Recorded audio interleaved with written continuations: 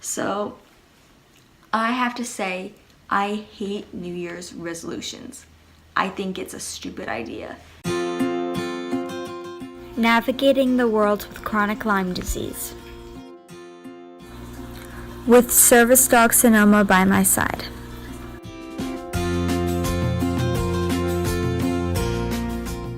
Determined to make the best out of each day. And raise awareness. This is me. And this is Chronically Cassidy. I just woke up this morning. Sonoma is super happy and he wants to eat breakfast, but it's only like 8 o'clock, so waiting a little longer. My bed head, I'm still in what I slept in last night, and this morning I decided to just check YouTube, and I saw that one of my friends, my gosh, my hair is crazy, Emily uploaded a video that she, good boy with your ball, she previously recorded, but she just uploaded it now. So I watched her video and it was about like 18 things she wanted to accomplish, do like a bucket list for 2018, and I think she picked 18 because it's 2018. That's my guess. So I have to say, I hate New Year's resolutions. I think it's a stupid idea, and that comes off very harshly, probably, but because I don't like to think of any of these things as these are my 2018 New Year's resolutions, because lots of people, like the biggest one I always think of every year is all the people who get gym memberships starting January 1st. And I'm like, if you really wanted to join the gym and get healthier, you wouldn't have waited till January 1st. You would have joined back when you thought of this, but still they have to wait till the new year and start on January 1st. And then my mom would always tell me this. She would go to the gym with her friend normally, not just at the new year, and there'd be a ton of people new signed up, and then by March they'd all be gone because the New Year's resolutions don't last. So I didn't want to make up a list of just dream goals of things that aren't in my reach right now with my health, because my health can be very unpredictable. You know, I would love to run a 5K this year. Maybe that is possible, but I don't want to set myself up for failure. Like, that's still something I can think about, but if I don't accomplish it, that doesn't mean that, you know, it was because I didn't want to. Whereas people at the gym who sign up for 2018 and quit, they quit because, you know, the New Year's resolution thing wears off. So my motto with like New Year's resolution kind of things is, why are you waiting till the new year when you can start now? Anyways, I decided to create 18 things for 2018, and a lot of them are things that are scheduled or are planning on happening in 2018 that I want to do. Nothing is crazy. There are concerts I would love to go to. Jackie Evancho and Josh Groban. I don't think Josh Groban is touring now. Jackie is, but she's like in California and Texas, and I'm like, why aren't you near me? So if she happens to come near me, I will definitely be going. But as for now, she is not. So this is a list of 18 attainable things that I can do for 2018 that are not completely specific. Some of them are, but that I can do that are beneficial to myself, helpful to others, etc. First one is, and this is really probably one of the most important ones, take the best care of Sonoma that I can and continue to work on his training. So that's nothing that I just started January 1st. It's already, January 8th? So, but that's something I'm going to continue. I'm not just going to stop now. I'm going to continue to take the best care of him that I can, and brushing his teeth and brushing him, getting him exercise every day. He's stretching over there, bringing him outside, and just feeding him and everything like that, and getting his training time in, whether it's at home or out of the house, or both. My second is to go to Massachusetts and little day outings. My family, besides my family that lives in this house, lives in Massachusetts, not too far away, maybe an hour and 15 to an hour and a half away, but far enough that it's not just like we just get up and go there. You gonna get your purple ball? Your favorite Christmas gift? So there are definitely times in 2018 where I will go to Massachusetts. Like on Christmas we always go. Again, that's like a year away. We go up in the summer. My aunt works at a school, so she has summer break off, and we go swim in her pool. So Noah just went to her house for the first time last year, and those are things that I want to do this year. Number 3, I want to stay involved, and if possible, hope that noise isn't driving the sound crazy. He's playing with this purple ball. Stay involved with ECAD. I am part of ECAD's Capital Campaign Committee. It's always a tongue twister. And we have a meeting on Thursday at 4. So I want to stay involved with ECAD because I'm going to be doing that, and maybe I'll have chances for public speaking. And if I do have chances for public speaking through ECAD, I'm certainly going to take those because it's something I really like to do. Number 4, I want to see my friends. I wrote my own name instead of what I meant to write. Oh, that's funny. So I want to see my friends Emily and Abby and Mary. Abby and Emily live close to me, so that's not really a big deal. It's more of what day is everyone free, because everyone has a busy schedule, and I have appointments every day this week, so I'm busy and can't have anyone over or anything. And Mary lives in Massachusetts, but farther than my grandparents on the other side of Massachusetts. So I don't know if she would come here or I would go there, but I definitely need to see her because I haven't seen her in quite a while. I also haven't seen my friend Kira in quite some time, but we have a Snapchat streak of like 500. So we definitely talk daily, but it would be really nice to see her. I want to visit Springfield College again. That is the college that I do want to go to in Springfield, Massachusetts. I want to again do the cystic fibrosis walk at Ballantyne Park. Thank you for the kisses.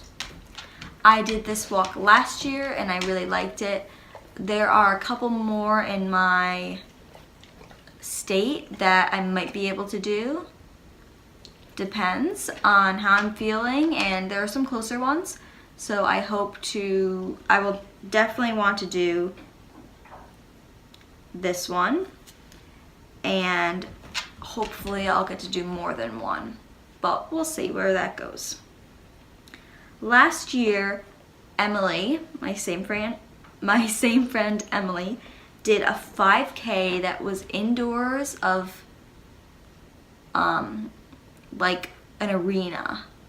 So think of like a hockey arena, like a big one where you're going to big games, and it was all around the outside. She made a vlog about it, I think, on Emily Botnick. That's the name of her channel. And she did it in her wheelchair because she is in a wheelchair most of the time. And she rolled herself and got a really good arm workout going around that thing. And it was great because I think it was like raining or the weather was terrible or something. And it's perfectly flat, so it's really accessible. And you're doing a 5K and they just tell you how many times you have to go around. So I asked her, like, you know, was this any good? And she loved it. So I really would love to do that with her this year, and I definitely think she wants to go back. So I need to figure out when that is. 11, this is a really important one to me. I want to continue coaching gymnastics, which I obviously will, and just doing my best at coaching gymnastics.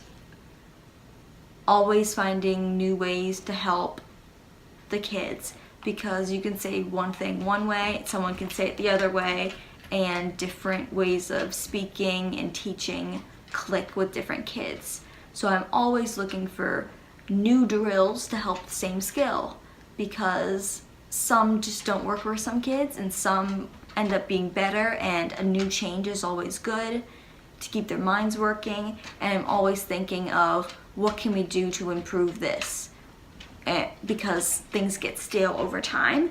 And along with that, a lot of girls this year starting in January, so around now, I'll take you on 1 second, Sonoma, I'm almost done,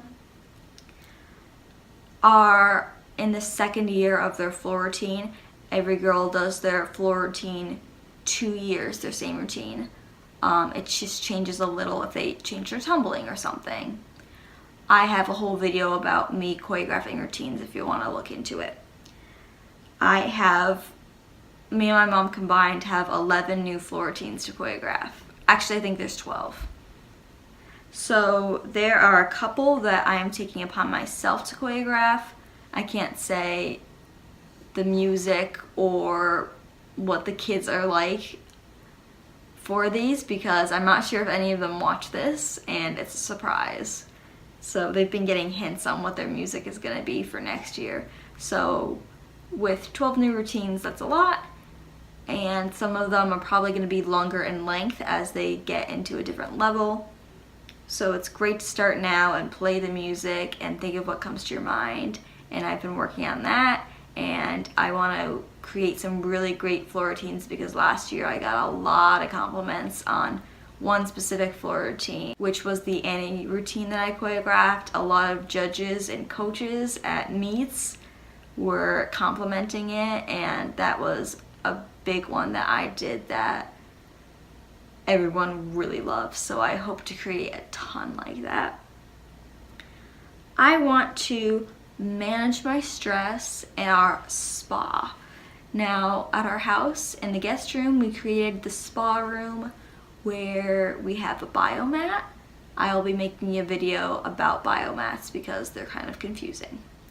It's created with amethyst crystals and it has amazing healing properties, and it's heated and it's great. I also have bath bombs in there, face masks, and we put it all in the guest room, and it's like our spa room, and it's really like set with all our essential oils and a diffuser and a sound machine. It's really, really nice. So, and an ion foot bath is in there too. So I want to continue, to try to take more Epsom salt baths. Of course, it's a little more of a pain when my port is accessed, but hopefully it won't be accessed much. And to be on the biomat, I can be on it daily, so that's really great. And I've been taking full advantage of that because it is extremely great. So that altogether helps manage stress, because life with a chronic illness is stressful, and there are still things we are trying to figure out that we hoped would happen last year and they didn't. And there's always going to be something stressful in your life, and you just want to help manage it the best you can. Number 13 is I want to talk to Brian more. Brian is my brother. He just left yesterday to go back to college, so he is there now in West Virginia, which is far from us. So I just want to text him more and call him more and just keep in contact with him more. And I also want to call and talk to my grandmother Meme more. Meme is French for grandmother. So I call her Meme, and I've always called her Meme. And she lives in Massachusetts, so I don't get to see her too often, but when we talk on the phone, we talk for like over an hour, like an hour and a half, sometimes 2 hours. So we have found a lot of things to talk about. We are very, very similar. I want to get to go to as many gymnastics meets as I can. Mainly, the ones I'll be able to go to are the Excel Gold, the platinum, hopefully some level 8 meets, I think. And then there's a home meet that I think has everyone, but that's in like April, so it's a long ways away at our gym. So I would love to go to that. Sonoma just went to his first gymnastics meet on Saturday because it was my mom's birthday, and it was at my high school, and he did really great laying in the bleachers and being an angel. I want to continue to work on my flexibility. That's number 16. Again, something that I have been doing, but I don't want to just stop. It just continues on. Number 17, I want to go to the 2018 Lyme conference. Not the big ILEDS conference, because that's like thousands of dollars. I would love to go there, but realistically that's not going to happen. But this is a conference held at WestCon, which is Western Connecticut State University.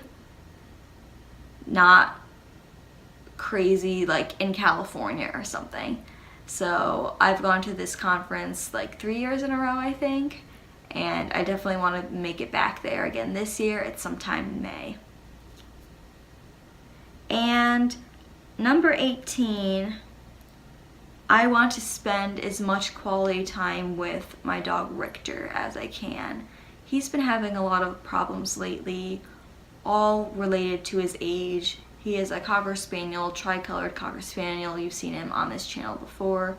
He is 10 years old, but he's pretty much 11 because he turns 11 on January 29th. And he's just having a lot of problems related to his age.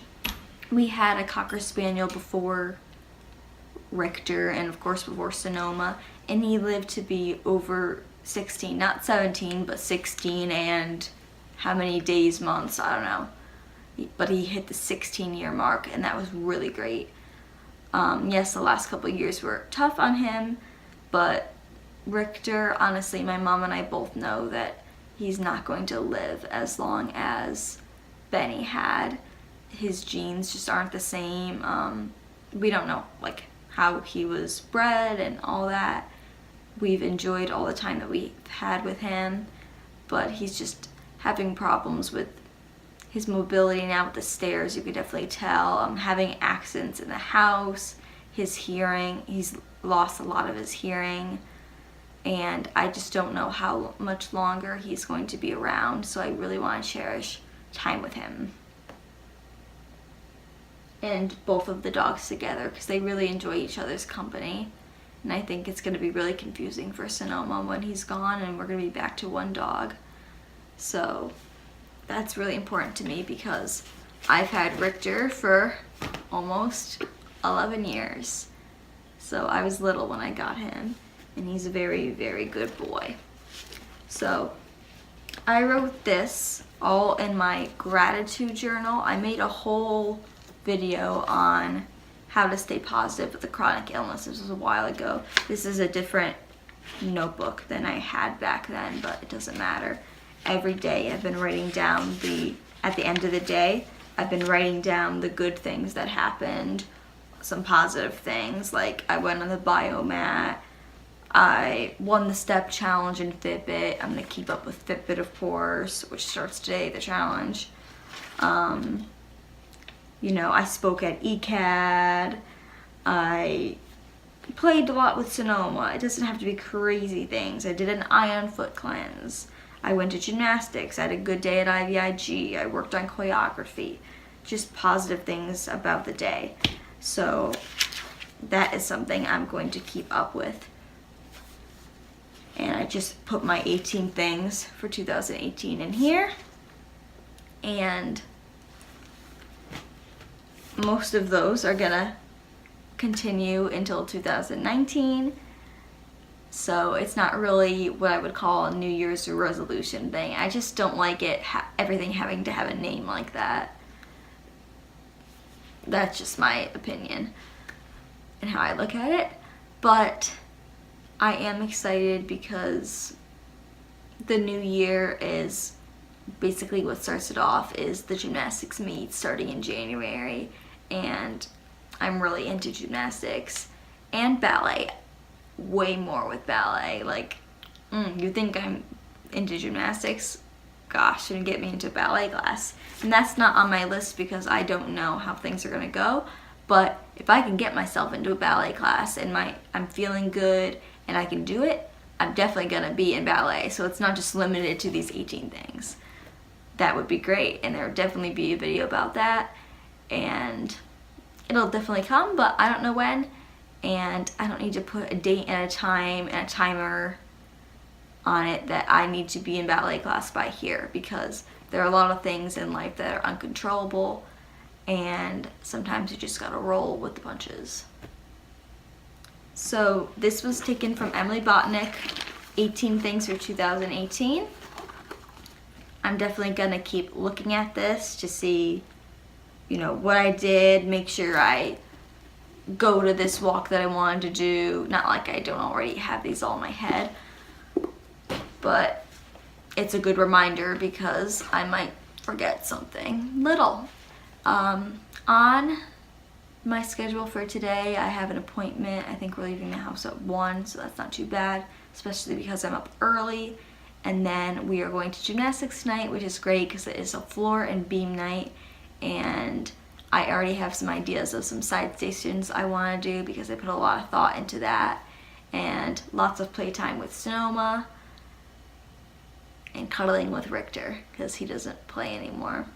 I'm also going to eat healthy. I'll make eggs for breakfast. And I'm just ready to have a really great day and a really great year of positivity and motivation from my friends and from myself, and make the best of every day.